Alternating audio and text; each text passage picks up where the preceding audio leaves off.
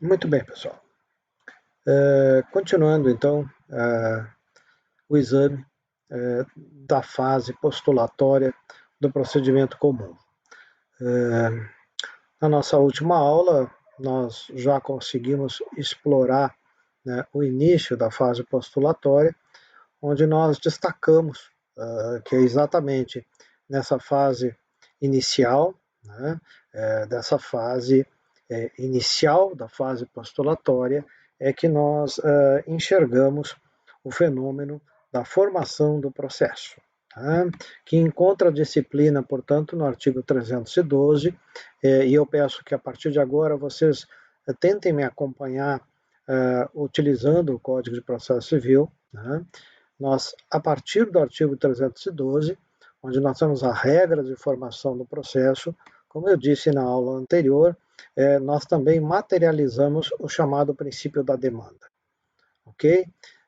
Em razão disso, nós fizemos uma busca pela natureza jurídica, né, desse ato de formação do processo, que se configura no protocolo da petição inicial, e a partir daí nós conseguimos fazer um comparativo entre pressupostos processuais e condições da ação, destacando que os pressupostos processuais nós encontramos nessa relação jurídica que denominamos de processo, ao passo que as condições da ação nós podemos enxergar olhando mais para trás, ou olhando naquilo que se chama mérito ou relação jurídica de direito material, onde nós podemos verificar a existência ou não de direitos subjetivos que são postulados pela parte que promove a ação perante o Poder Judiciário,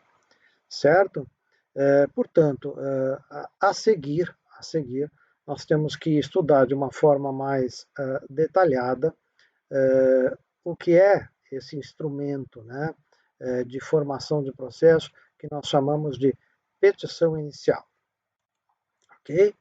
Então, quanto à petição inicial, que é esse instrumento, como eu acabei de dizer, um instrumento pelo qual nós materializamos o princípio da demanda, trazendo ao juízo uma descrição fática e, portanto, viabilizamos e definimos aquilo que é a relação jurídica de direito material e o mérito, né, no processo de conhecimento, nós podemos afirmar, diante do artigo 312, de que a natureza jurídica da petição inicial devidamente protocolada, né, é aquilo que a gente chama de pressuposto processual objetivo. Objetivo por quê? Porque constitui ato no processo, não diz respeito às pessoas no processo, diz respeito a atos no processo. Pressuposto processual objetivo interno, porque integra a relação jurídica. Nós temos pressupostos, né, objetivos externos, né, que dizem respeito a outra relação jurídica, mas que pode influenciar na atual, né? Por exemplo, a inexistência de litispendência, a inexistência de coisa julgada são também pressupostos processuais, mas pressupostos externos. Tá? Então, eu retomei esse tema para deixar isso bem claro, né? Os pressupostos objetivos, da sua grande maioria, sim, são pressupostos internos, mas nós temos, por exemplo, a litispendência e a coisa julgada, a inexistência deles, né, é na realidade pressuposto processual negativo e que diz respeito a outra relação processual, portanto, externa. E esse pressuposto processual de formação do processo, né, além de caracterizar, então, por ser objetivo, além de se caracterizar por ser interno, é pressuposto, obviamente, de existência do processo, no sentido específico da palavra, né, pressuposto. Se eu não tenho o protocolo da petição inicial, eu não tenho processo. Ok? Poderíamos acrescentar, como falei na aula anterior, sim, de existência e também de desenvolvimento. Diferentemente da citação, a citação também é pressuposto processual, mas ele é pressuposto de validade, de desenvolvimento, porque o processo já existe, a relação processual já existe, ok? Muito bem. Quanto à petição inicial, então, introduzindo realmente matéria nova, nós poderíamos tentar traduzir algumas características, vamos assim dizer, acerca da petição inicial, características gerais, né, para tentar formar um conceito de petição inicial. E dentre essas características, como vocês podem ver no próprio esquema sobre o qual eu estou falando com vocês, nós temos que destacar essa qualidade da petição inicial ser uma peça técnica. A peça técnica, ela decorre, essa natureza, né, essa característica, ela decorre exatamente da capacidade postulatória. Quem tem capacidade postulatória? A pessoa que tem capacidade postulatória é a pessoa que tem a inscrição, né, devidamente regular na OAB, ou seja, o advogado. O advogado é que faz essa intermediação entre as partes e o juiz como poder judiciário.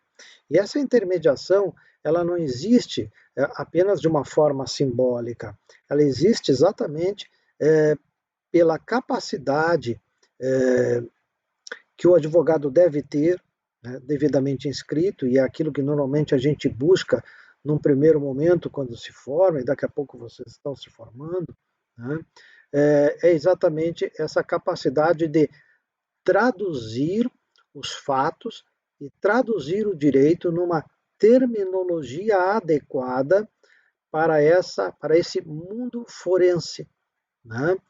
Se nós não precisássemos do advogado, né, nós não teríamos esse filtro que deve ser feito para ser levado ao juiz, ao Poder Judiciário, apenas aquilo que efetivamente é relevante, seja como fato, seja como direito, principalmente quando estamos falando aqui de petição inicial. Tá? Então, essa figura do advogado, né, que representa a capacidade postulatória da parte, nós estamos falando aqui de petição inicial, então estamos falando da parte autora, né, ela se faz necessária, né, fazendo esse comparativo, para permitir que ocorra esse filtro de informações e de dedução, né, de vontade da parte perante o Poder Judiciário. Né? Não é apenas uma atuação simbólica, é uma atuação técnica. Portanto, a peça, né, a petição, né, se chama assim, a petição inicial, ela deve seguir determinados requisitos que estão na forma legal de desenvolvimento do processo, ou seja, do procedimento. E onde nós encontramos esses requisitos que se chamam essenciais, ou seja, que não podem faltar, exatamente no artigo 319 do Código de Processo Civil, certo? Então, o atendimento desses requisitos que são essenciais depende de um conhecimento especializado, né, técnico do advogado. Né? Capacidade que também tem, né, não poderíamos deixar de dizer, aquele que atua como Ministério Público, né, seja em ação civil, né, que é o que nós estamos falando, seja na atuação penal. Né. Aí, por força do próprio cargo, né, ele detém essa capacidade postulatória. A capacidade do advogado, né, postulatória, ela vai estar representada num instrumento de procuração ou de mandato, como queira. Okay? Mas isso a gente vai falar um pouquinho mais adiante. Ainda, tentando chegar a uma definição de petição inicial, é importante destacar que essa petição inicial, conforme já me referi, na realidade, ela passa a ser realmente o instrumento. A petição inicial, sim, ela é o instrumento, né, que materializa aquele princípio da demanda. É o instrumento que materializa, portanto, a vontade, né, que tem a parte acerca do serviço público específico e divisível, que é a tutela jurisdicional. É, portanto, um instrumento que materializa, a gente pode assim dizer, o exercício da ação como direito subjetivo. Essa é a ideia. Direito subjetivo de quê? Direito subjetivo de exigir do Estado, em razão daquela vedação constitucional de justiça pelas próprias forças, de exigir do Estado um serviço público capaz de solucionar um conflito que não foi possível de solução lá na esfera primária de aplicação do direito. Certo? Considerando assim, né, a petição inicial como uma peça técnica, como uma peça instrumental do exercício da ação como direito subjetivo, né, é claro, essa peça técnica ela deve, afinal, revelar ao juiz, essencialmente, né, a pretensão.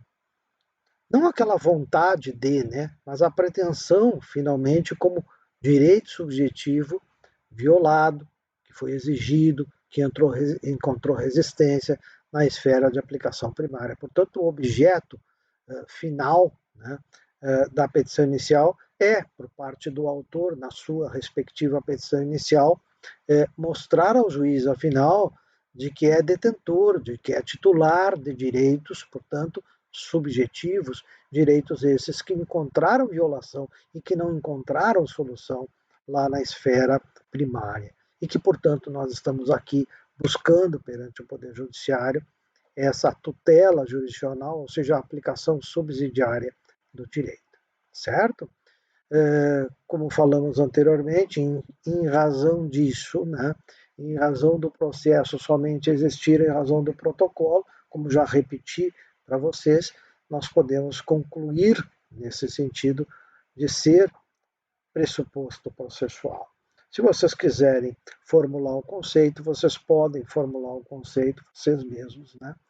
Utilizando essas características aqui que eu coloquei como definição, né, no nosso quadro expositivo. Tá certo? É uma peça técnica que revela-se como um instrumento do exercício da ação, que tem como objeto a pretensão de direito material e que, por fazer surgir o processo mediante seu protocolo, conforme o artigo 312, constitui, consequentemente, pressuposto processual. Certo? Muito bem. Vamos adiante. Poderíamos falar muitas outras coisas sobre a petição inicial, mas nós vamos falando ao longo da exposição da matéria. Né? Já que falamos que a petição inicial é uma peça técnica e, por ser uma peça técnica, ela deve respeitar requisitos, é interessante que vocês vislumbrem, né, de que nós encontramos na doutrina, principalmente na doutrina, uma classificação desses requisitos, né, requisitos da petição inicial.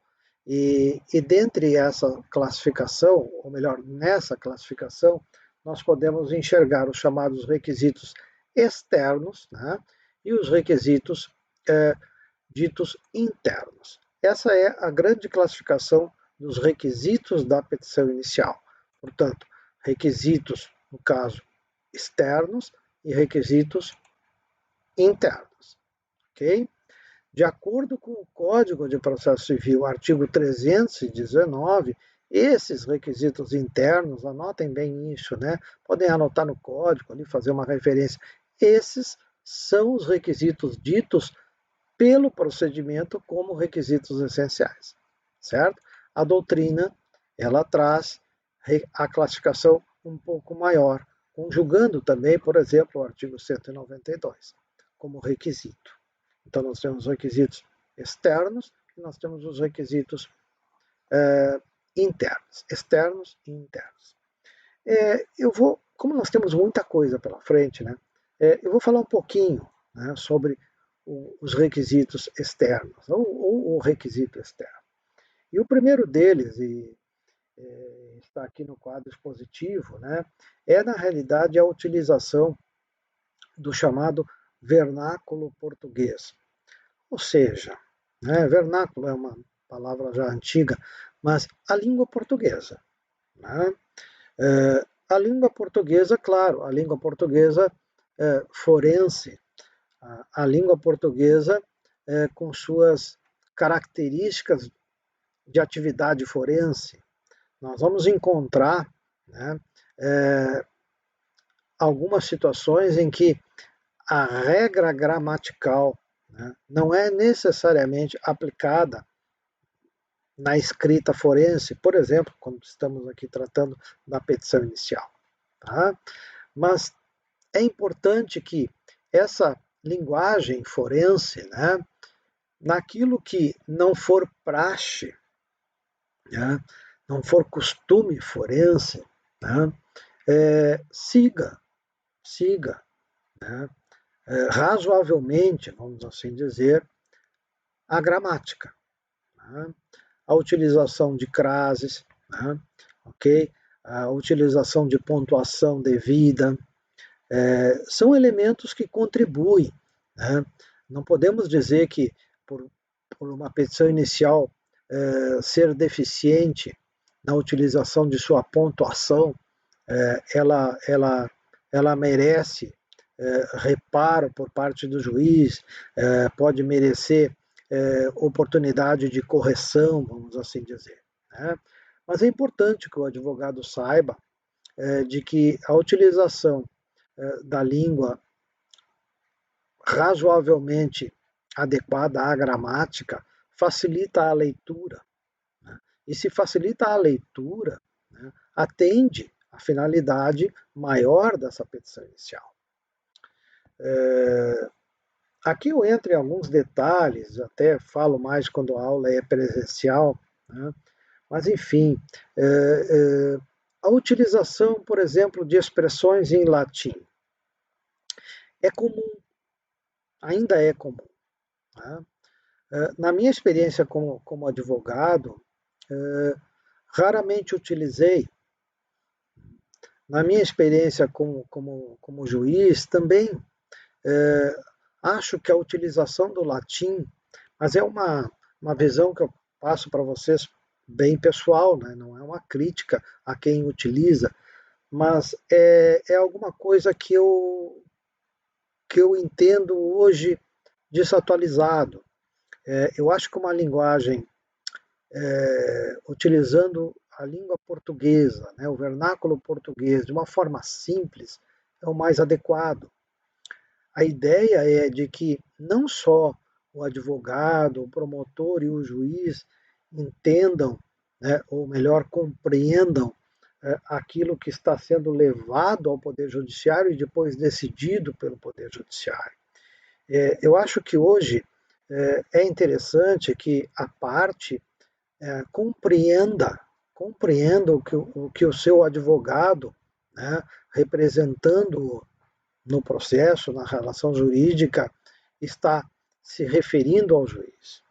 Como ele está referindo, né, os fatos, como é que ele está expressando o acontecimento fático, de que forma, né, ele expôs e tentou convencer o juiz da existência do seu direito. Eu acho que a utilização da língua portuguesa, ou seja, do vernáculo português adequado, mas de uma forma objetiva e de uma forma simples, é o recomendável. Mas é uma recomendação, né, de quem já exerceu a advocacia e de quem exerce a magistratura. Eu acho muito interessante, existe um projeto na Justiça Estadual aqui do Rio Grande do Sul, inclusive trazido ou, direcionado, né, por um desembargador conhecido meu, que é o projeto 10, né, ou seja, 10 folhas. Escrever 10 folhas como petição inicial é muita coisa. É mais do que o suficiente para a exposição do fato e a exposição do direito. O que eu quero dizer com isso é que a petição inicial não deve ser um momento de mostrar, né, tese de mestrado, tese de doutorado. Não é o momento de mostrar ao seu cliente ou ao juiz ou à parte adversa de que ele, advogado, tem um conhecimento de um vernáculo sofisticado, de uma língua portuguesa sofisticada. não me parece que é o palco adequado, né? Na realidade, nós estamos utilizando a linguagem apenas para tentar mostrar em qual fato ocorreu violação de direitos, né? Não há necessidade, estou tentando exemplificar para vocês, não há necessidade de nós tentarmos, né, convencer o juiz de que existe muita doutrina, né, existe norma constitucional, existe jurisprudência, no sentido de que, por exemplo, o dano moral merece reparação por compensação. Isso é assunto já passado. Ninguém tem dúvida disso.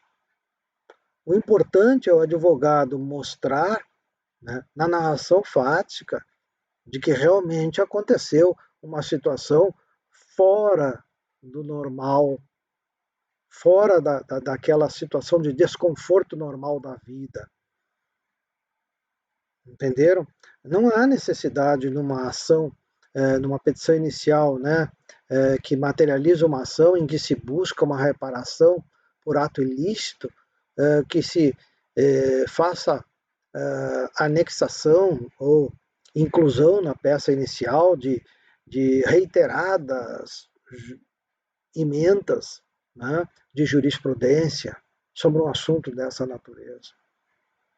Exceto se você tiver uma situação totalmente diferenciada, né, tentando mostrar que aquela situação fática poderia se adaptar a alguma outra já tomada como abalo moral, né? Talvez aí se justificasse, né, trazer alguma jurisprudência, alguma doutrina, né, quando a matéria já é tão simples. E acreditem se quiser, na realidade, a grande dificuldade que nós encontramos no Poder Judiciário, lá do outro lado do balcão, né, que eu brinco, né, como juiz, é a interpretação do fato, é a interpretação da prova que tenta revelar a verdade dos fatos. Essa é a grande dificuldade, né? É pressuposto, no sentido agora da palavra, é pressuposto que o juiz, né, devidamente investido da sua função, ele tenha conhecimento do direito objetivo, da jurisprudência, né? Então, não me parece assim que haja necessidade nas demandas que são mais corriqueiras, né, que nós tenhamos que nos esforçar para tentar mostrar o direito. Na realidade, o trabalho do advogado, na maioria das ações, na minha concepção, né, pode ser que tenha gente que pense diversamente, e não há problema nenhum. Ele tem que se esforçar vamos dizer assim, na formação do convencimento acerca dos fatos. Isso é importante. Não só na petição inicial, é importante na contestação, é importante na audiência de instrução e julgamento, fazendo perguntas pontuais, né? Perguntas à testemunha, perguntas no depoimento pessoal que realmente consigam influenciar a decisão do juiz.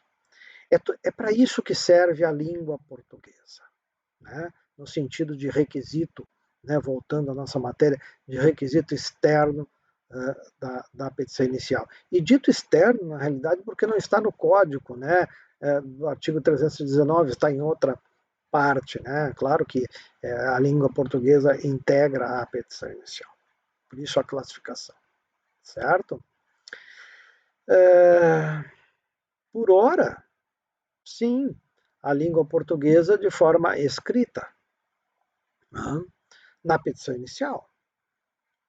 Quem sabe daqui a um tempo, né, nós já temos aí o processo eletrônico, diante do momento atual em que a gente está vivendo, tenho feito muitas audiências virtuais, utilizando plataformas de audiências, né?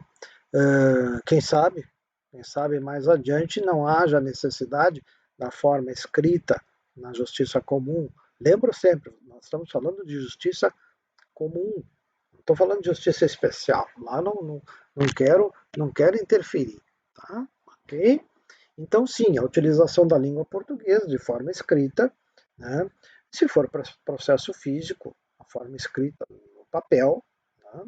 Ok? Formamos autos físicos que tem uma capa, né? Que nós chamamos, então, esse caderno processual, né?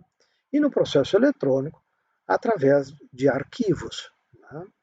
Arquivos que são adequados ao respectivo processo eletrônico. No caso da Justiça Federal da Quarta Região, nós utilizamos um processo eletrônico que foi construído pela própria Justiça Federal, não foi comprado de ninguém, foram os técnicos, né, de informática que construíram, funcionários da Justiça Federal, que construíram esse processo eletrônico, que é exemplo no Brasil todo, né? Inclusive, a Justiça Estadual já está adotando, né, o nosso EPROC, se não me engano, a Justiça do Estado de Santa Catarina também, enfim, outros, né?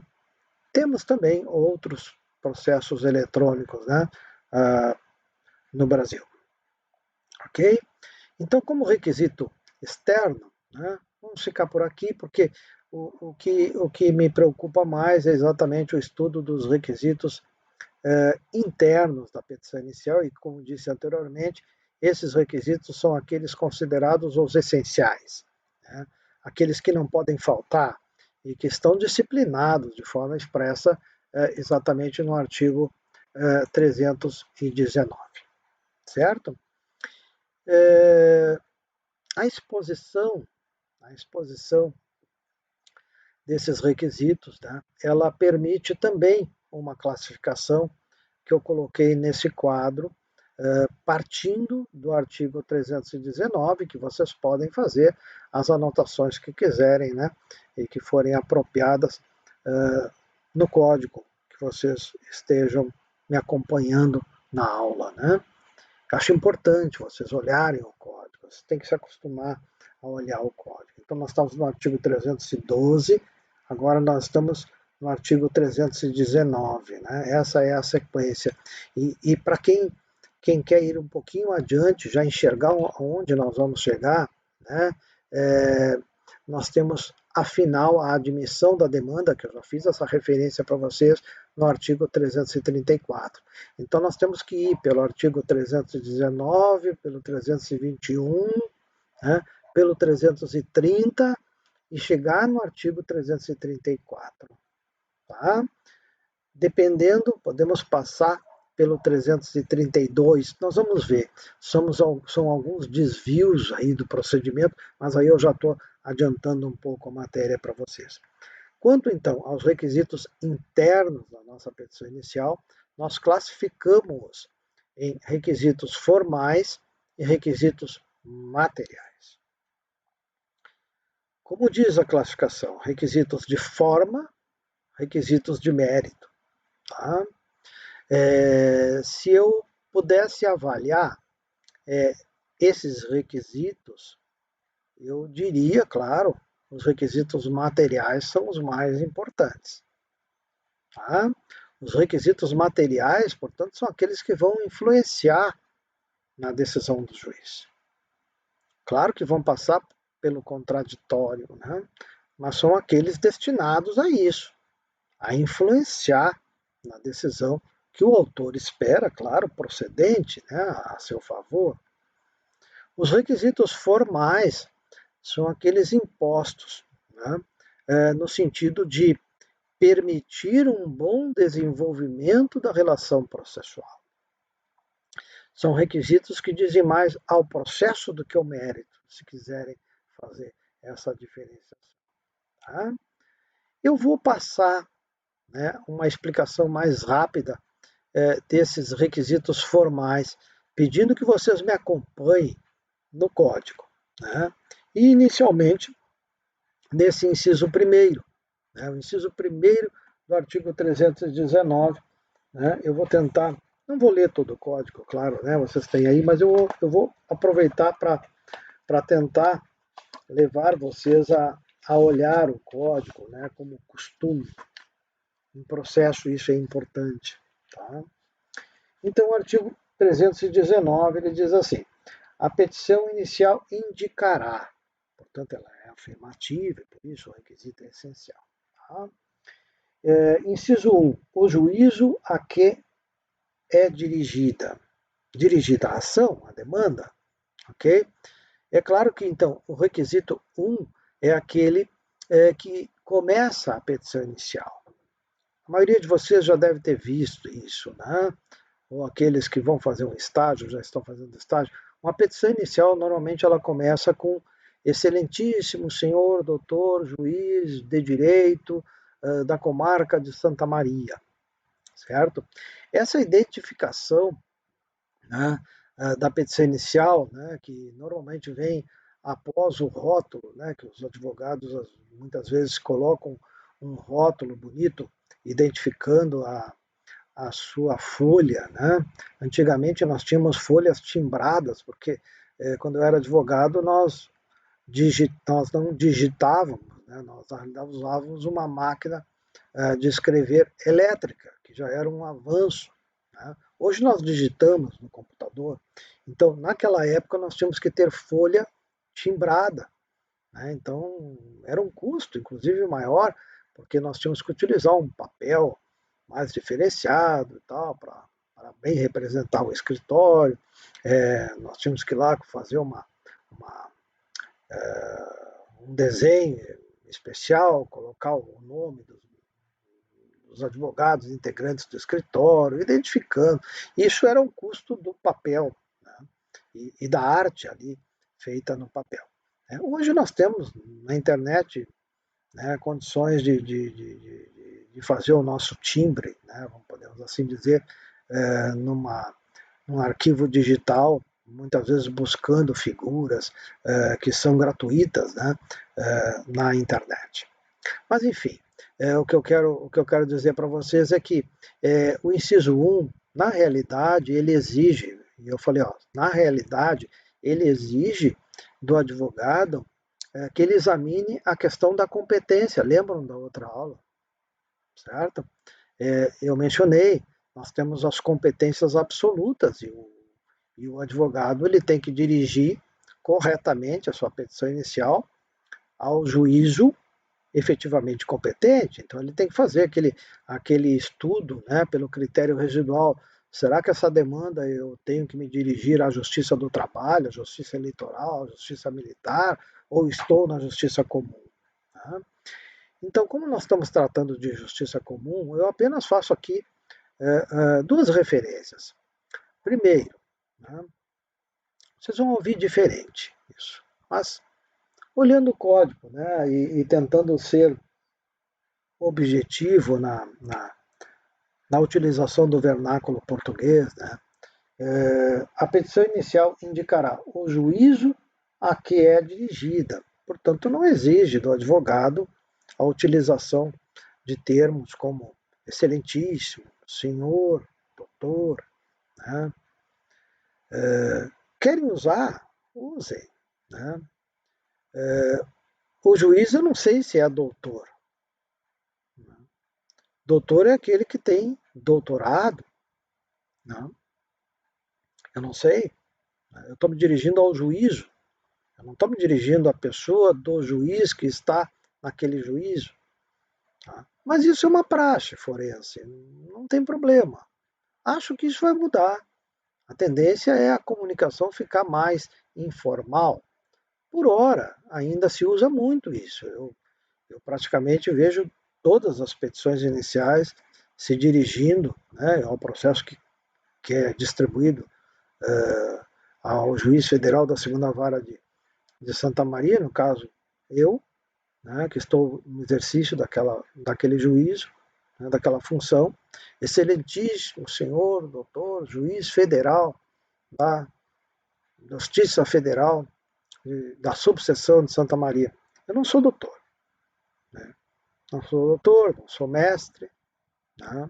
eu tenho uma especialidade em processo civil, né, que fiz para cumprir um requisito que o MEC exige, né, que tem que ter ao menos especialização, mas eu não sou doutor, certo? Mas se quiserem chamar lá na petição doutor, muito bem que chame, não faço questão.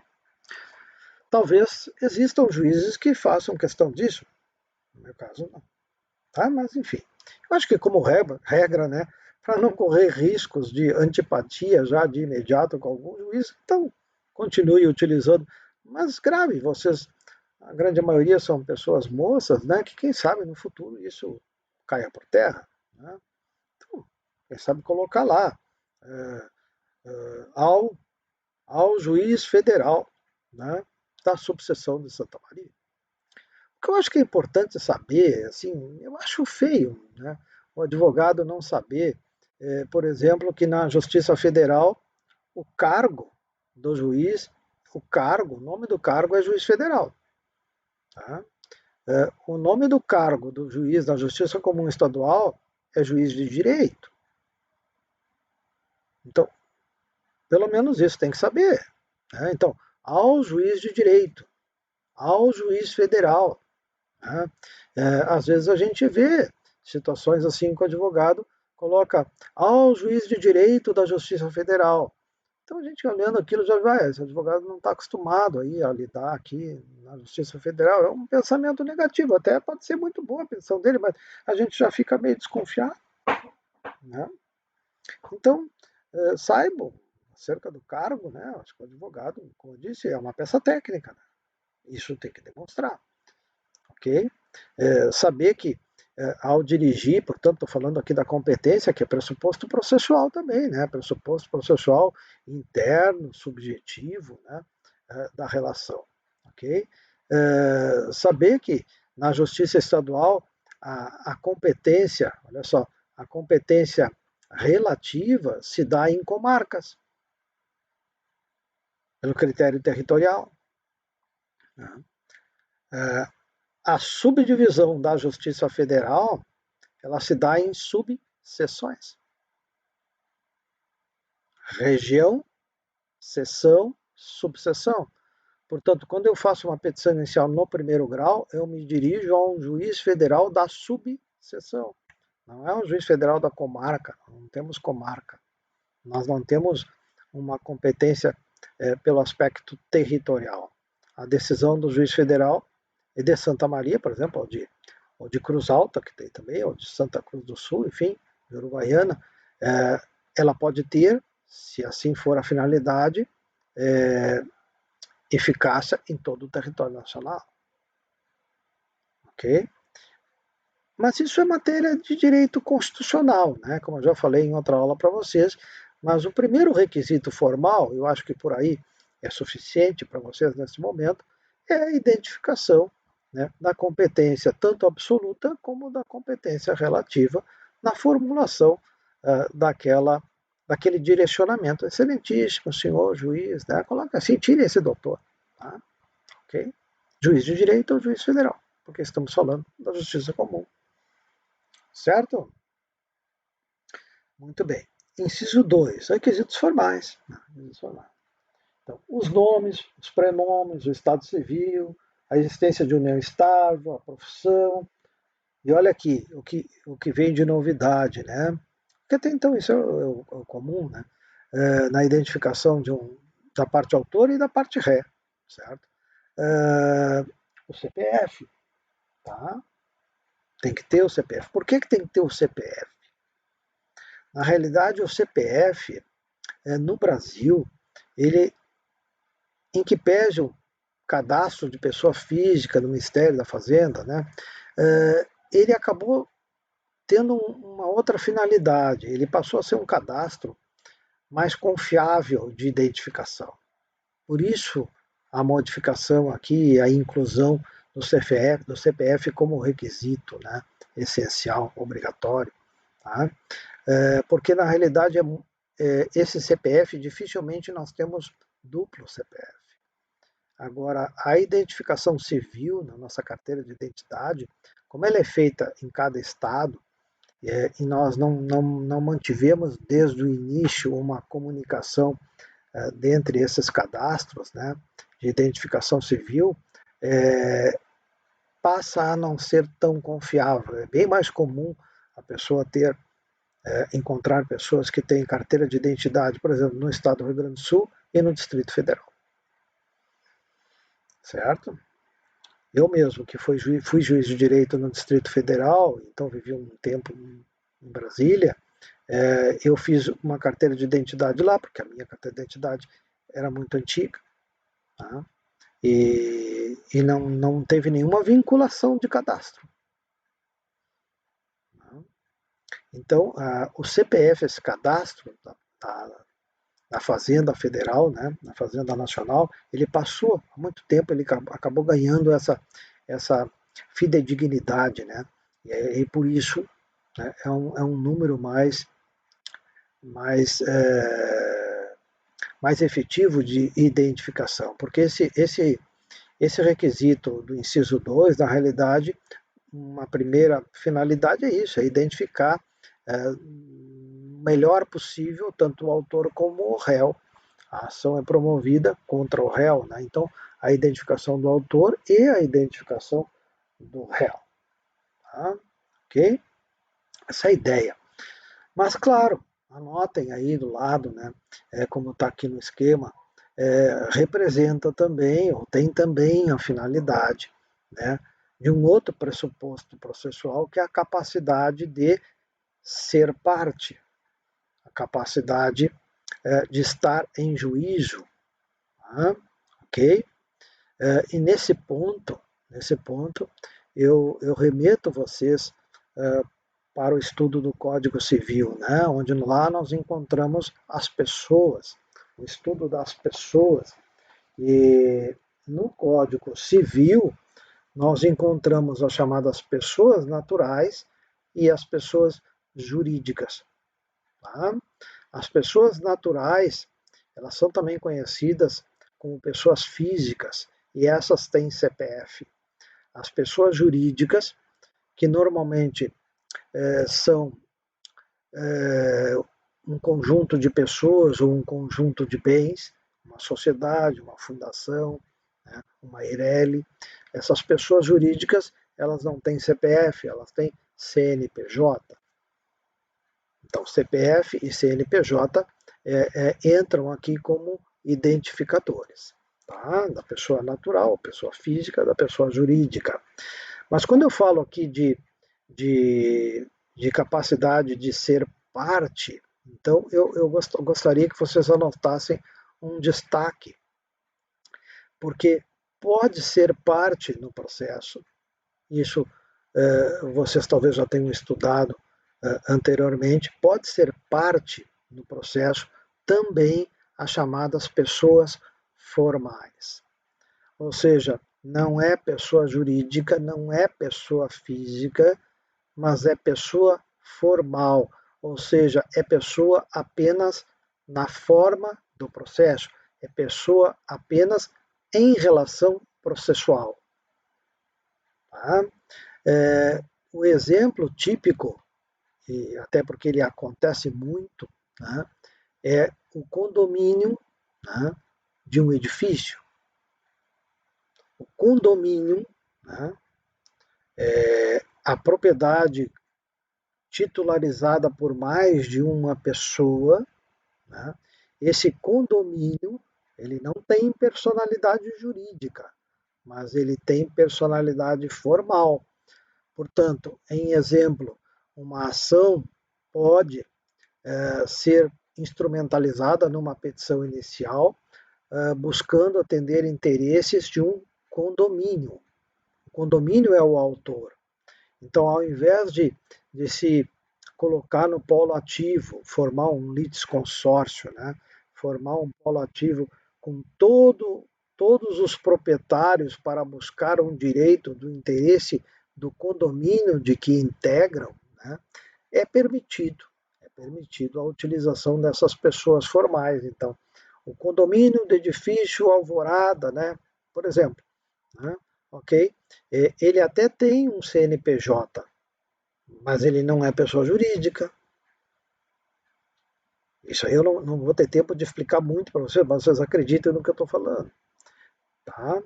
É, o CNPJ é o Cadastro Nacional de Pessoas Jurídicas do Ministério da Fazenda. Só que nós temos algumas regras, né, de direito tributário que permitem, por exemplo, que uma pessoa formal, que não é uma pessoa jurídica, seja equiparada a uma pessoa jurídica e ganhe um número. Quando o advogado, quando o juiz, né, quando o promotor quer concluir se existe ou não existe uma pessoa jurídica, ele deve buscar inicialmente a solução desse problema no Código Civil. Lá eu tenho a descrição de quais são as pessoas jurídicas. Não é porque tem CNPJ que eu posso assegurar de que se trata de uma pessoa jurídica. Até porque nós temos, esse é um tema de direito empresarial, né? Eu também já dei aula de direito empresarial, dava aula de direito comercial. Tá? Nós temos a figura do empresário individual hoje, que é o antigo comerciante individual. Ele continua sendo uma pessoa natural, uma pessoa física. Tá? No entanto, tem CNPJ. Aliás, ele tem CPF e CNPJ. Então, não é porque tem CNPJ que seja uma pessoa jurídica. Será uma pessoa jurídica se for uma entidade classificada como tal lá no Código Civil. Mas aqui é apenas um parêntese, tá? Já que eu estou falando da identificação das pessoas que podem ser parte no processo, a capacidade de ser parte. Bem? Bom, então eu estou na primeira página da minha petição inicial. Normalmente a minha petição inicial ela começa com aquele excelentíssimo senhor, juiz de direito da comarca de Santa Maria, nós temos ali um espaço em branco, e aí nós começamos a compor e atender esse requisito, né, do inciso 2, que é a identificação e a demonstração de estar presente, a capacidade de ser parte e de estar em juízo. Tá? Essa é a primeira folha. Vamos pular para a última folha. Vamos imaginar que a nossa petição ela é razoável, né? Que ela tenha um total de 10 folhas. Tá? Não mais que isso, eu já falei, não é recomendado. Bom, então nós falamos da primeira folha, onde normalmente eu encontro isso, né? O direcionamento da demanda e a identificação do autor e do réu, e normalmente ainda encontro lá no meio, entre a identificação do autor e do réu, ainda encontro lá um tal rótulo de ação. Né? Eu diria para vocês aqui, mas aí fica ao estilo de cada um. O código ele não disciplina isso, né? Normalmente as pessoas, os advogados, eles gostam de rotular as ações. Né? Então a gente encontra fulano de tal, brasileiro, casado, CPF tal, tal, tal, vem promover a presente ação, aí coloca a presente ação condenatória, né, de indenização contra ciclano, e aí vem e tal, identifica o ciclano pelos seguintes fatos e fundamentos de direito. Normalmente a gente encontra isso. Né? Na realidade, não precisa rotular. Né? O código não. Basta vocês procurarem aí no código, isso não, não está dito. Tá? Porque, como nós vimos, né, em aulas anteriores, sim, eu estou querendo uma tutela de conhecimento. Se eu quero uma tutela de conhecimento, como é que eu materializo essa tutela de conhecimento? Através dos tais efeitos. O efeito condenatório é um deles, tem o declaratório, tem o constitutivo. Mas isso, pessoal, constitui, e aí eu pulo um pouquinho, ó, no final desse nosso gráfico aqui, ó, é lá no pedido. É lá no pedido que eu vou, isto posto, no finalzinho, na última folha, isto posto, requeiro a procedência do pedido para condenar o réu a pagar a indenização. Certo? Então, veja bem. Professor, mas se eu rotular está errado? Não está errado, mas não há necessidade. E se eu quiser rotular, a meu ver, o melhor rótulo é vem promover a presente ação de conhecimento. Porque é uma ação que busca a tutela de conhecimento. Entendeu?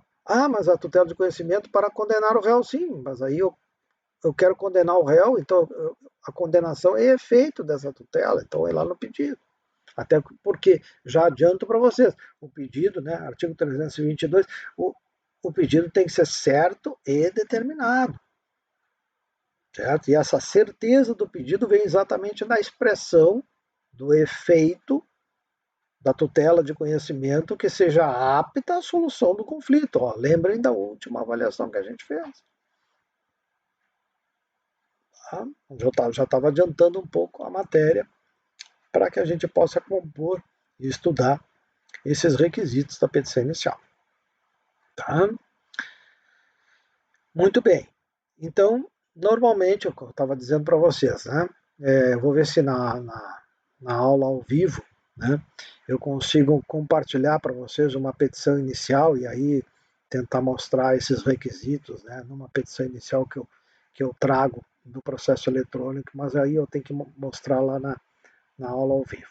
Né? Se eu não mostrar, vocês me cobrem isso lá. Vamos passar. Nossa petição, então, tem 10 folhas. Nós falamos sobre a primeira folha. Vamos falar sobre a última folha. Mas na última folha, apenas ainda no tocante a esses requisitos formais. Tá? Vamos deixar de fora os requisitos materiais. Então, lá na última folha, normalmente, o código não diz exatamente onde deve estar, né? Mas normalmente é ao final, quase no rodapé da última folha, eu coloco lá uma expressão que é materializada em valor da causa. Tá? Então, no inciso quinto, como requisito da petição inicial, eu necessito expressar o valor da causa. Não sei se vocês já trataram disso, porque isso atinge um pouco a teoria geral. Mas, enfim, vamos então a um conceito do valor da causa, tentando conjugar com os artigos 291 ao artigo 293. Tá? O valor da causa, se vocês quiserem anotar, o valor da causa deve expressar o tanto quanto possível, isso é uma expressão antiga, o tanto quanto possível o conteúdo econômico da demanda. Tá? Esse é o conceito, né? Esse é o significado do valor da causa. Certo? Outro aspecto importante para entender o valor da causa. Ele deve representar, sim, o conteúdo econômico da demanda para quê? Ou seja, qual a finalidade de ser requisito da petição inicial a expressão do valor da causa como conteúdo econômico? Para que serve isso? Por que tem esse requisito? Então, primeira finalidade. Serve como base de cálculo das chamadas custas judiciais. Essencialmente, a taxa judiciária. Porque já disse para vocês em outra aula, o serviço jurisdicional é específico e divisível e não gratuito, como regra. É um serviço público específico e divisível oneroso. E oneroso mediante o pagamento da taxa. E a taxa, ela é criada e estabelecida, tá, nas justiças estaduais por lei estadual e na Justiça Federal por lei federal. Portanto, nós temos que ter uma base de cálculo que incida uma alíquota. Tá? E o valor da causa serve exatamente como base de cálculo para a incidência dessa alíquota prevista em lei, a fim de aferir a taxa judiciária. Certo? A primeira finalidade é essa. Segunda finalidade.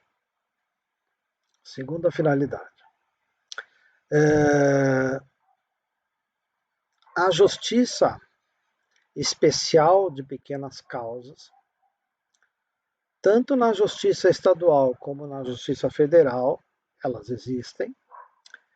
Na Justiça Federal, nós temos a Justiça Especial de Pequenas Demandas como competência desde o início.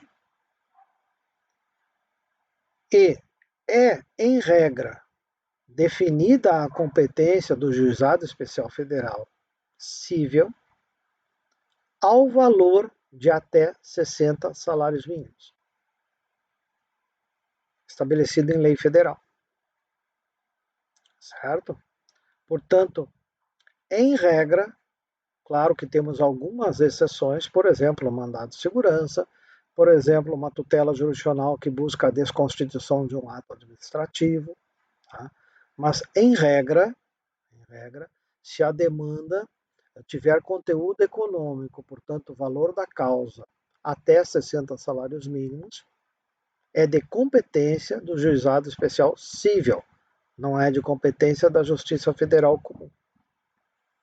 Então, serve também o valor da causa para essa finalidade, para a definição de competência. Já vimos duas finalidades para o valor da causa. Terceira finalidade, vocês já devem ter ouvido falar, né? Nós temos aquele que ganha a demanda e aquele que perde a demanda. Nós temos aquele, então, que perde a demanda e passa por um fenômeno que a gente chama de sucumbência. Aquele que sucumbe é aquele que perde a demanda. Quem perde a demanda, pelo Código de Processo Civil, deverá, olha só, ressarcir, se for o caso, as custas adiantadas pelo autor. Nessa hipótese, então, o réu perdeu. Tá? Ou deverá suportar o pagamento das custas, quando o autor perdeu e já adiantou. Tá? Então, cabe ao autor adiantar o pagamento das custas. Se o autor perder, ele vai já ter satisfeito, certo? Se o réu perder, tem que repor, né, reembolsar o autor que teve que adiantar.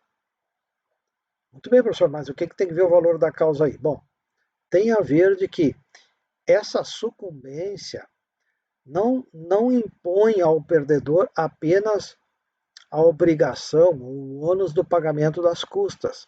Impõe também, e eu já devo ter falado isso em outra aula, pelo menos referido de alguma forma, impõe também ao perdedor pagar honorários ao advogado da parte vencedora. Isso nós chamamos de honorários de sucumbência. Portanto, hoje não se tem mais dúvida disso, né? Já se discutiu muito. O novo código poderia ter deixado isso mais claro. Mas, enfim, o advogado da parte que é o ganhador da demanda, ele tem direito de receber os honorários advogatícios que eventualmente tenha contratado com o seu cliente ganhador da demanda, e tem também o direito de ter fixado pelo juiz na sentença ou lá no acórdão os honorários advogatícios que são devidos a ele, advogado da parte ganhadora, ao advogado, né? Honorários que são devidos pela parte perdedora. Então, se o autor ganhou a demanda, né, o advogado do autor ele vai ganhar os honorários lá, enfim, de 10% sobre um determinado valor, e aí eu vou chegar a essa finalidade do valor da causa, ele vai receber os honorários pactuados, mas ele também vai ter direito de ter fixado na condenação, né, um valor a título de honorários da parte que perdeu em favor dele. Duplos honorários, certo? Claro que o contrato de honorários feito com o seu cliente, eu sugiro que essa matéria seja tratada com um advogado e o seu cliente, seja o advogado autônomo, seja o advogado réu, né? Porque podem pactuar de forma diferenciada. Ok? Claro que temos aqui o estatuto do OAB, temos tabela do OAB e tal, não vou entrar nesse aspecto. Tá? Mas, veja bem, então, tentando, eu deixei para o final, né, porque tem que dar toda essa explicação de honorários. Quanto aos honorários de sucumbência, tá, a base de cálculo, vejam bem o que eu estou falando, a base de cálculo que o juiz vai tomar para fixar entre 10% a 20%, tá, será, via de regra, o valor da condenação. E se a causa não tiver efeito condenatório, portanto não tem valor da condenação, o juiz pode então utilizar como base de cálculo o tal valor da causa. Porque,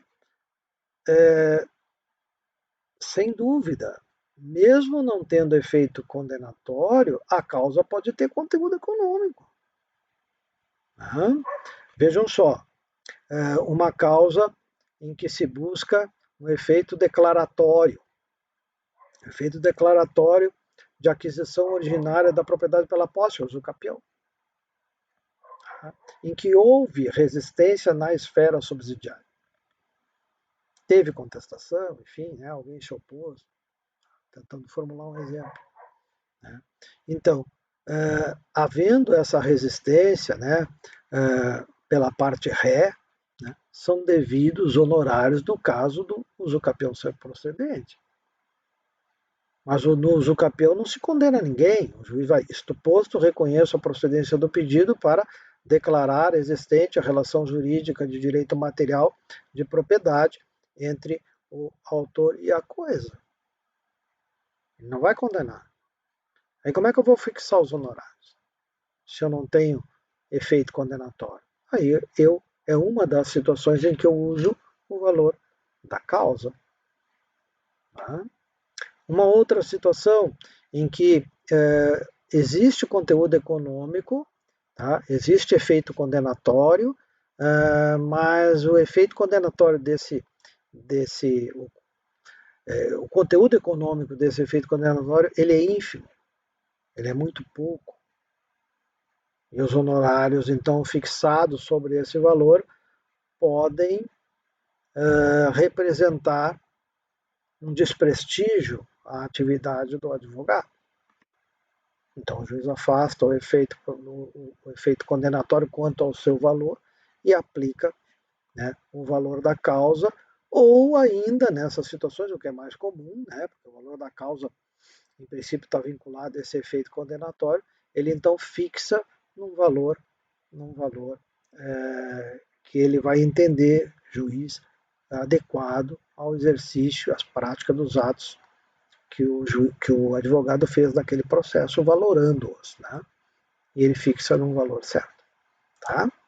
Então, o valor da causa, voltando, o valor da causa, ele deve representar o tanto quanto possível, né, esse conteúdo econômico da demanda, que está por trás, claro, dos efeitos, né, para essas três finalidades que a gente acabou de expor. Não podemos deixar de falar que existem, sim, algumas demandas que não têm conteúdo econômico, certo? E então, nós, na Justiça do Estado, nós utilizamos como expressão, porque é requisito, mesmo não tendo conteúdo econômico, eu tenho que expressar um valor. Então, nas causas em que não tem conteúdo econômico, se utiliza como base de cálculo, né? Se utiliza como valor da causa uma expressão que se chama valor de alçada. O que é o valor de alçada?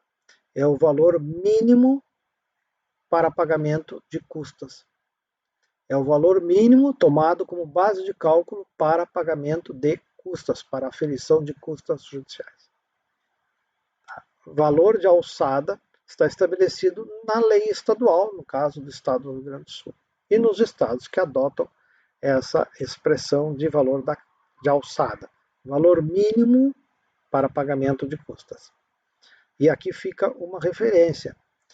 Na Justiça Federal, nós temos uma lei federal e não temos a previsão de valor de alçada. Não existe essa expressão. Então, numa petição inicial dirigida à Justiça Federal, não utilizem isso. Utilizem a palavra inestimável. Ok? E aí se vai para a regra de custas e se paga o valor das custas, que é em torno de R$10. Tá? As custas judiciais na Justiça Federal são bem inferiores às custas das justiças dos estados, tá?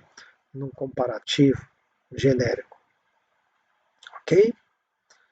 Então, estamos lá na última página, né? Estamos na última página, tentando explicar para vocês uma petição inicial de uma forma teórica, mas prometo, vocês vão me cobrar isso.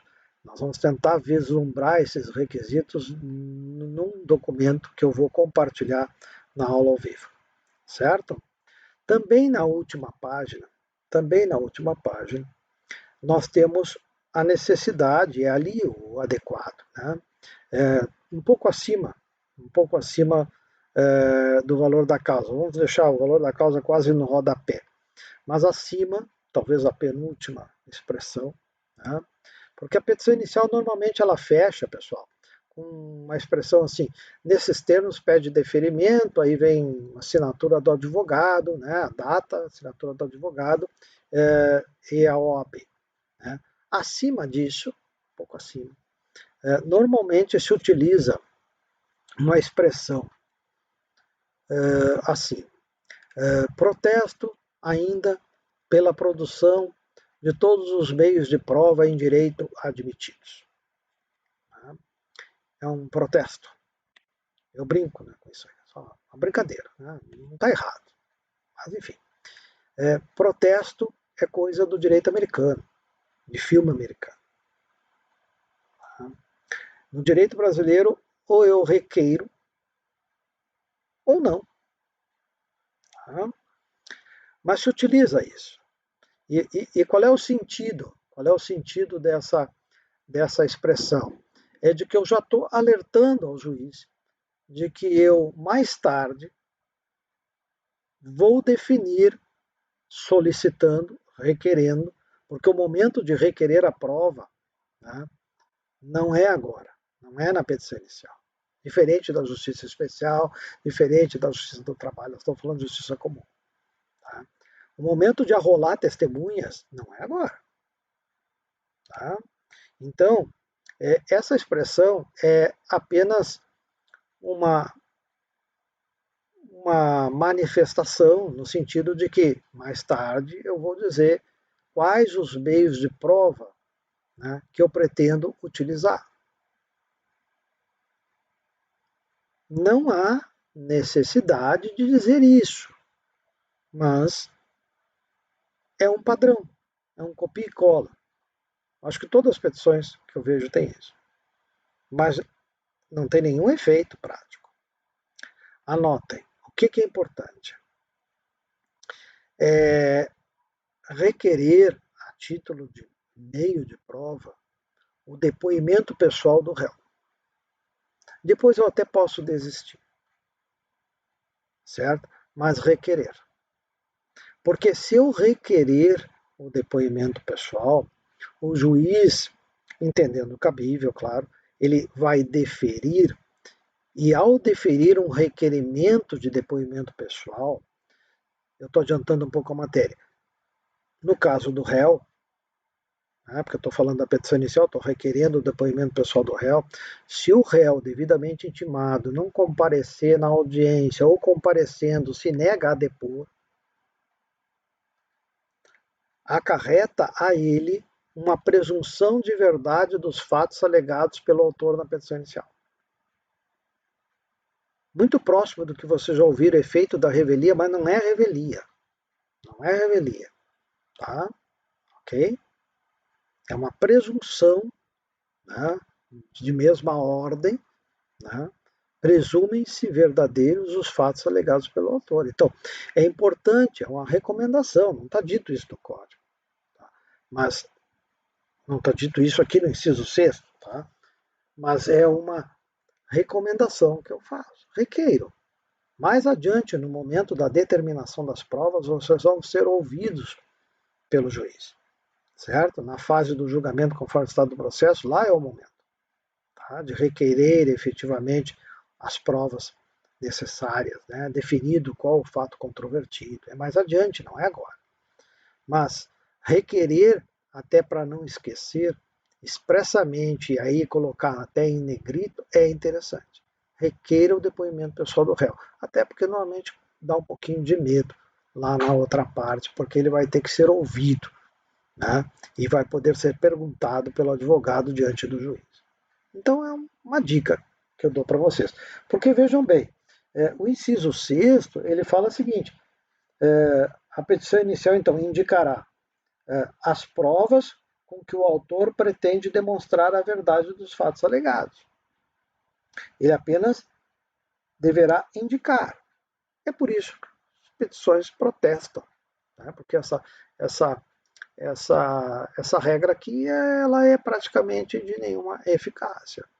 Se eu não protestar por nenhum meio de prova, não tem problema nenhum, entenderam? Porque, na realidade, o momento de requerer prova é na seguinte fase, é na outra fase. Ah, professor, será que eu não vou me prejudicar com isso? Não, não vai. Tá? Na justiça comum, estadual, federal. Não é ajuizado, hein? Estou falando 10 mil vezes aqui. Se eu estou falando isso é porque já me aconteceu, né? De falar uma coisa em aula e a pessoa achar que só existe juizado especial de pequena causa. Aí é completamente diferente. Tá? Ok? Ah, mas justiça do trabalho, não sei. Não sei porque eu não trabalho na justiça do trabalho. Tive pouca atuação como advogado e não tive boa experiência lá. Né? Então, não sou professor também de direito do trabalho, de processo trabalhista, essas perguntas lá. Tá?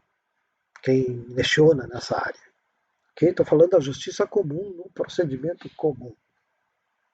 Ok? O que é importante? O que é importante? Quanto à prova, tá? Anotem, façam um asterisco aí, ok? Deem uma olhadinha ali, artigo 320, artigo 396 e artigo 434, para não ter que ler isso para vocês.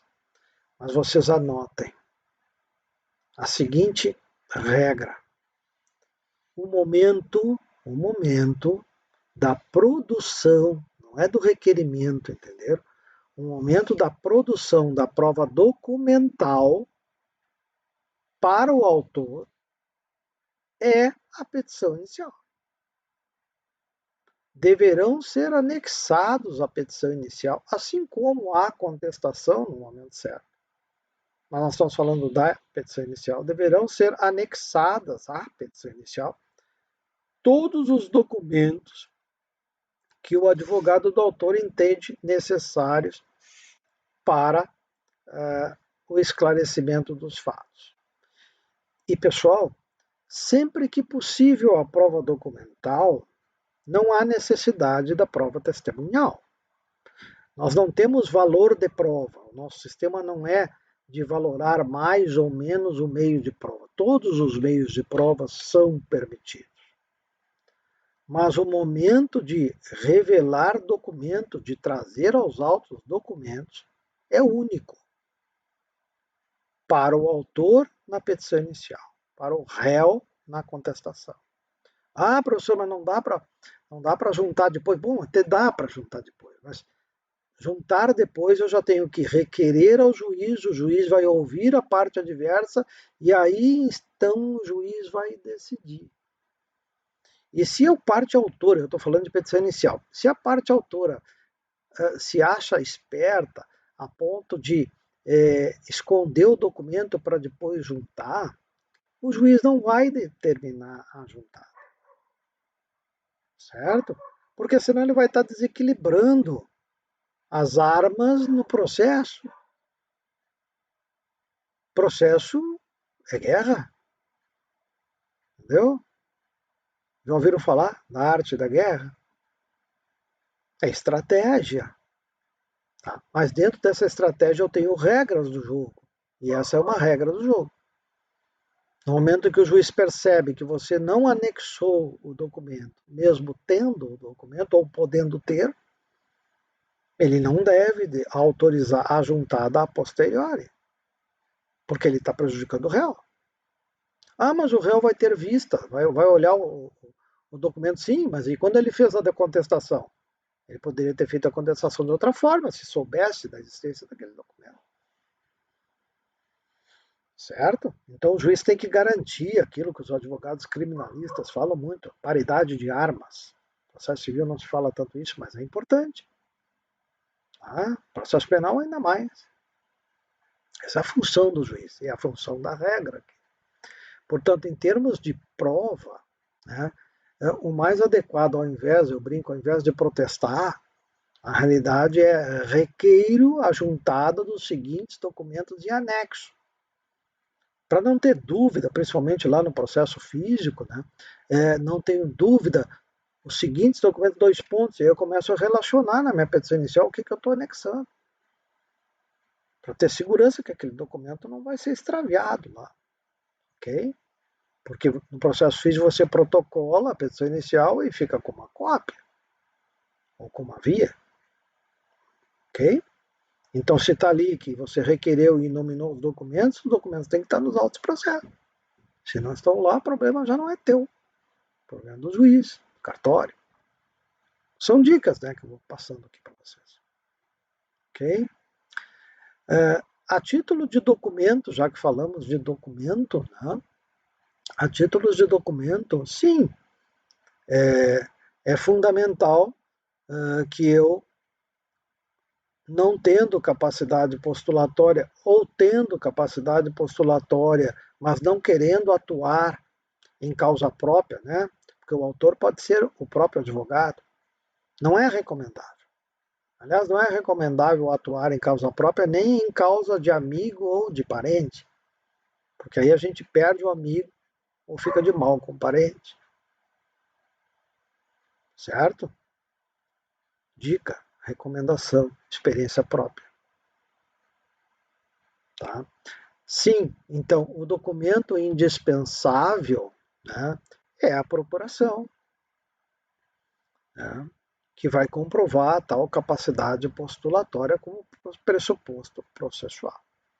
A procuração é o mandato, né, hoje eu vejo que falam mais de procuração, é sinônimo. Essa procuração ela não precisa, tá, ter firma reconhecida. Tá? Isso é uma inovação, uma inovação antiga. Tá? Antigamente precisava ter reconhecimento de firma e a gente enriquecia cada vez mais os cartórios, os tabelionatos com tanto reconhecimento de firma. Graças a Deus estão precisando mais. E no processo eletrônico lá da Justiça Federal nós temos login. Então não precisa nem a assinatura eletrônica, é login. Tá? Ok? Pergunta da prova do OAB é o inciso 7º. Já vi repetidamente isso. Não dá para errar. Tá?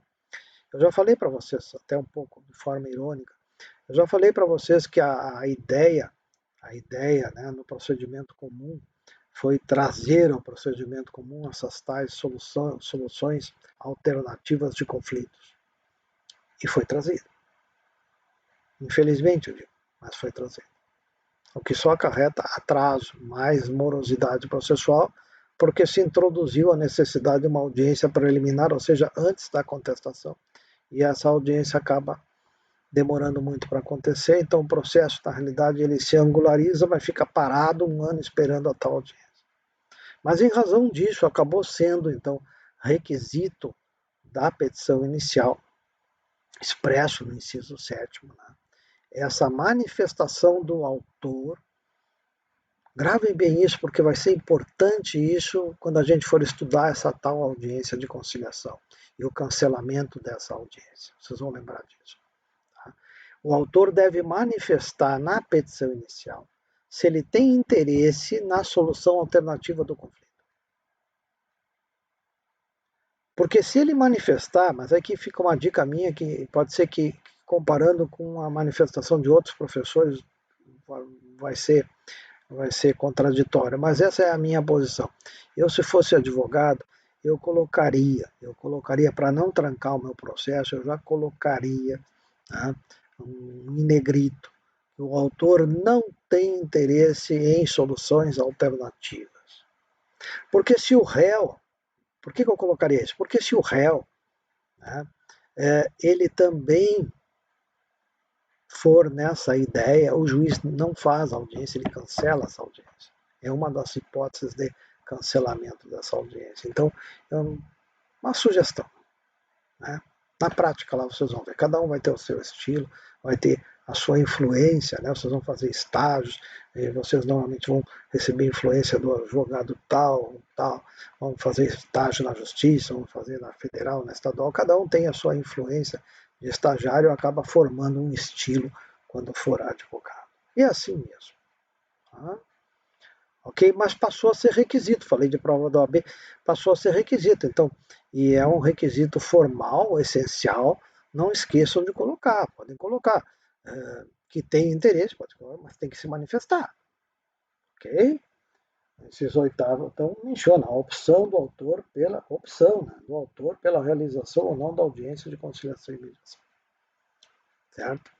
Para fechar aqui, ou quase fechar, a nossa aula que já está ficando comprida, eu ainda destacaria, faria um asterisco aí no caderno de vocês, ou no código, né? Se vocês olharem aqui o artigo 319, anotem, não é mais requisito expresso no Código de Processo Civil, como norma formal, tá? requerer a citação do réu. Eu tenho sim que informar o endereço lá, no inciso 2, para poder ser encontrado o réu. Tá? Mas eu não preciso lá no final seguir o tal copia e cola. Tá? Era requisito, sim, no Código de 73, o requerimento de citação. Hoje, não mais. Se vocês olharem o artigo 334, vocês também vão chegar à mesma conclusão. Porque se o juiz admite a demanda, ele vai ordenar a citação. Faz parte do impulso oficial. Agora, no Código 73, era requisito da petição inicial. Certo?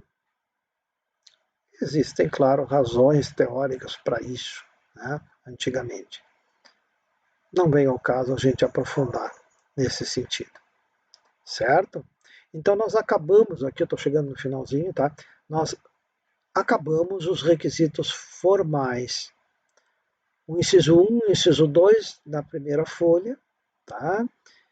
E os demais requisitos formais eu vou encontrar normalmente lá na última folha. Os requisitos materiais nós vamos tratar, evidentemente, em aula diferenciada, né? Principalmente em relação ao pedido, mas eu vou me arriscar a começar a tratar deles, tá? Principalmente no tocante ao inciso 3º, fazendo, claro, uma conexão com o inciso 4º. Eu chamo que é o recheio da petição inicial, o inciso 3º. É o miolo da petição inicial. Então, esses requisitos materiais, os requisitos de mérito, na realidade, eles buscam, ou têm essa finalidade de demonstrar ao juiz os fatos relevantes para o julgamento da demanda, identificando as relações jurídicas de direito material, demonstrando que dessas relações jurídicas de direito material decorrem ou não direitos subjetivos. Direitos subjetivos esses, se decorrem, que foram violados, exigidos e resistidos. Tá? Busca-se revelar, portanto, a pretensão. Tá? E aí eu já estou praticamente definindo o inciso terceiro como sendo, anotem aí ao lado, a tal causa de pedir. Porque demonstrados os fatos, identificadas nos fatos as relações jurídicas de direito material, importantes para o julgamento da existência ou não dos direitos postulados, que decorrem dessas relações jurídicas, e que foram, na visão do autor, violados, eu estou, na realidade, demonstrando por que, ou por que razão, melhor dizendo, eu peço ao juiz essa tutela jurisdicional. O pedido de tutela jurisdicional é o inciso 4º. O que eu peço ao juiz a título de efeitos possíveis do processo de conhecimento para solucionar a lide? Isso vai ser o pedido.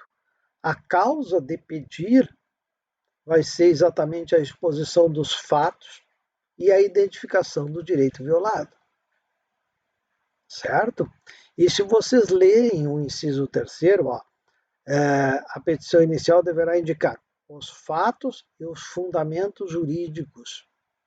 Tá? Os fatos e os fundamentos jurídicos do pedido, assim está no Código. É aquela divisão do miolo da petição inicial, é da folha 2 à folha 9, em que eu divido em dos fatos e do direito. Na aula ao vivo eu vou mostrar para vocês uma petição inicial. Vocês aí vão identificar isso, né, na peça. Então, a descrição dos fatos, eu estou dissecando, né, a causa de pedir. A descrição dos fatos busca identificar a existência de relações jurídicas de direito material relevantes para a solução da demanda. E na descrição do direito, a finalidade é mostrar ao juiz que dessa ou daquela ou dessas relações jurídicas decorrem os seguintes direitos subjetivos que foram violados, ou seja, a pretensão de direito material. Certo? Isso compõe aquilo que se chama causa de pedir, a exposição dos fatos e dos fundamentos jurídicos do pedido. Isso é a causa de pedir. Tá? O pedido, propriamente dito, tá? É aquilo que eu espero do juiz como tutela jurisdicional, essencialmente. E se eu estou falando de tutela jurisdicional definitiva de conhecimento, tá?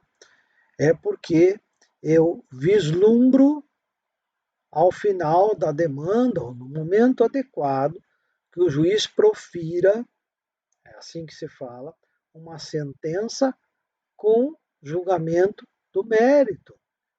E, claro, favorável ao autor que está formulando a petição inicial. Tá? Esse vai ser o pedido que a gente chama, né? A gente chama imediato ou direto.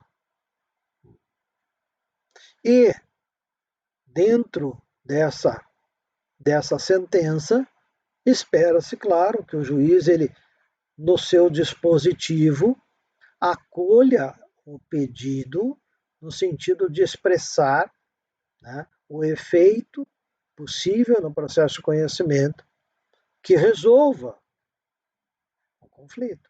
Por exemplo, isto posto, julgo procedente o pedido para condenar o réu a pagar a indenização de R$ 15 mil em razão do ilícito reconhecido na presente demanda. Tá? Acrescido de juros e correção monetária, enfim, aí vem uma especificação. Esse é o pedido, na realidade, indireto.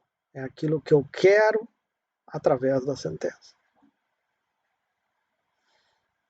Tá? Importante, chegando ao finalzinho da aula, bem ao finalzinho da aula, importante que vocês percebam que a tal causa de pedir, ela pode ser em relação aos fatos, a causa de pedir próxima ou a causa de pedir remota. Façam essa classificação no caderno aí de vocês. Tá? Portanto, a causa de pedir é a descrição dos fatos e os fundamentos jurídicos. A descrição dos fatos e da pretensão. No tocante à descrição dos fatos, eu muitas vezes tenho que descrever relações jurídicas que são importantes no julgamento da demanda, mas que não decorrem diretamente dessas relações jurídicas o direito que eu estou postulando. Lembrem, eu tenho que fazer essa referência aproveitando a nossa avaliação valendo 2 pontos. Lembrem do caso da Daniela, né? Naquela situação em que ela pedia ao juiz a condenação do réu ao pagamento da pensão vitalícia, na condição de companheira sobrevivente do tal Astrogildo, né, no nome fictício. Eu deveria comprovar, sim, a existência de uma pretérita união estável, porque essa análise fática era relevante para a solução da demanda, mas o direito à pensão não decorria diretamente da união estável, como nós vimos na correção da prova. O direito, ou suposto direito pleiteado pela Daniela, decorria de uma outra relação jurídica que surgiu somente após a morte do Astrogildo, perante lá o órgão pagador, que era o réu. Certo? Então aqui eu consigo vislumbrar essa diferenciação de causa de pedir, anotem de novo aí, ó, causa de pedir remota e próxima. Naquele exemplo, ou melhor, neste exemplo, naquela avaliação, a relação jurídica pretérita de união estável era causa de pedir remota. A causa de pedir próxima é aquela relação jurídica entre a Daniela, que surgiu com o órgão pagador, aquela instituição, certo? Após a morte. As duas relações jurídicas tinham necessidade de ser descritas. E vou dizer para vocês, a que mais influenciava no convencimento do juiz era exatamente a remota. Então, a causa de pedir, na descrição dos fatos, anotem isso também, vai definir o objeto da prova. Não define necessariamente o pedido como tutela jurisdicional. Certo? Tá? Então, nós podemos considerar, né, finalizando a aula, nós podemos considerar já explicada, né, ou melhor, já explicado o requisito material chamado de causa de pedido, que é composto pela explicitação dos fatos e pela expressão da pretensão. Os fatos buscam demonstrar as relações jurídicas, tá? De uma forma remota ou de uma forma próxima. E os fundamentos jurídicos, na realidade, não é o momento, não é a parte da petição inicial de mostrar teses de doutorado e trazer emendas e opiniões de doutrinadores. Não é isso. Eu tenho que convencer o juiz de que existem direitos que decorrem daquelas relações jurídicas expostas na descrição dos fatos. E por que causa de pedir? Porque, em conclusão, na minha petição inicial, Então, sim, ainda agora, voltando lá ao final, eu vou colocar: isto posto, requeira a procedência dos pedidos para. E eu vou começar a rolar, né, ou expressar os meus pedidos, né, como tutela jurisdicional. E aqui eu fecho a aula dizendo: sim, pedido é requerimento, mas para uma finalidade terminológica, vocês têm que entender esse requisito aqui do inciso 4 como pedido, aquele requerimento que diz respeito à tutela jurisdicional almejada pelo autor no processo de conhecimento. Ou seja, os efeitos possíveis da tutela de conhecimento, que devem ser certos e determinados. Mas no tocante aos pedidos, eu necessito de uma outra aula que nós vamos expor a seguir.